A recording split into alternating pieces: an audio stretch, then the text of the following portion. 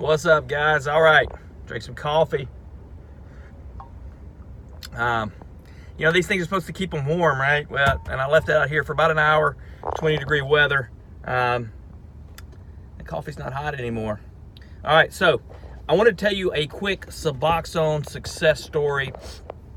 I've had some people ask me for these. I've had people say, you can never stop Suboxone, it's impossible, etc. So I thought maybe it would be good if you heard like some stories from people who had done it. And so this is a guy at about the age 30. Now I'm going to change a few details just because obviously I don't want to give out any specifics on anybody. Got this fire truck pulling up. It's kind of interesting. All right. I think they're just going to a CrossFit class. All right. So this guy at 30 had a bad car wreck and had surgery, but basically had a lot of pain issues after he had like trauma to his leg and to his back, had to have back surgery, etc. And just never could quite get back to normal again. And so he was treated with pain medication, but that led to just more pain medication. He never really could get his pain treated. And so 8 years down the road, he finds himself going to multiple clinics, multiple doctors. He's basically doctor shopping. And this is a guy with a he's very respected in his community. Has a very good job. He's a family guy. He never, ever thought he'd be in this position. But basically, he kind of gotten into some trouble legally because of all the doctor shopping and was told he needed to get help once they realized he wasn't taking these and selling them or whatever, that he was just addicted to them. And so he came to me. He kind of knew that this is what I did. I knew him, I guess, loosely from some other acquaintances. And we discussed the options. He did not want to go inpatient because, take this in mind, he'd never been to any type of rehab. He wasn't an alcoholic. He never smoked pot. This was just the last thing that he ever thought he would find himself dealing with. So he couldn't go to inpatient because that would cost him his job and other, problems in the community. And so he needed to keep it as quiet as possible. And so we discussed, options. He had tried just quitting cold turkey. He couldn't. He had severe withdrawal, etc. And we decided to start him on Suboxone. So we got him into withdrawal. We started the Suboxone. He was inducted. We figured out what dose was best. And we kind of let it ride. Now, he also had some other medical issues, some hypertension, some low testosterone. And we kind of started getting those things treated, started working on that. So over the course of a couple years, he's very stable. His pain's controlled. He decides he can lower the dose. So we start lowering the dose. So then over the next year, we continue to slowly lower the dose. Then,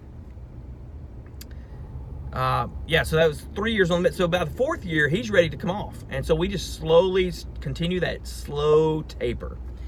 And we had him on I want to say 0.25 milligrams every 3 days. And he did that probably for 6 months. And wasn't sure when to jump off, right? It really never had, he did great with this, but he was just so nervous. So he had a vacation, and we said, look, just own your vacation. He was going to stay at home, but he had the week off from work. So just don't take your medicine. And let's just see what happens. And so that's what he did. And so I didn't see him for several months later, and I ran into him in the grocery store, and I was kind of worried because, oh man, I haven't seen this guy in months. I hope he hasn't relapsed. And he told me that basically he did exactly what we had talked about. And he was off medication. That week, he never had any withdrawal. He was fine. He felt great. He was so happy to be free from having to come to the office every month, do a drug screen, etc. And he still sees me at the clinic to treat his blood pressure and his testosterone and all the other medical issues that he has. But he's doing really well. And he's still got a good job, still got a great family life, all that. And so, yeah, he was on medication for several years, but he was able to taper off. He did this extremely slowly and really didn't have hardly any issues at all. And so, now, is your story going to be the same? No. And that's what I keep trying to remind you guys, that everybody is a little different. People need different doses. People need different timelines of how long they're on the medicine. Maybe you don't need 4 years.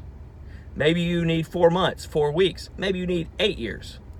Like, it's different for different people. So don't beat yourself up, you know, if you don't fall in line with this story, or maybe you had more difficulty when you got to those low doses and you were going every 3 days on 0.25 milligrams. Maybe you actually felt bad, so you had to do every 2 days for 6 months before you could do every 3 days. I don't know, but I'm just saying,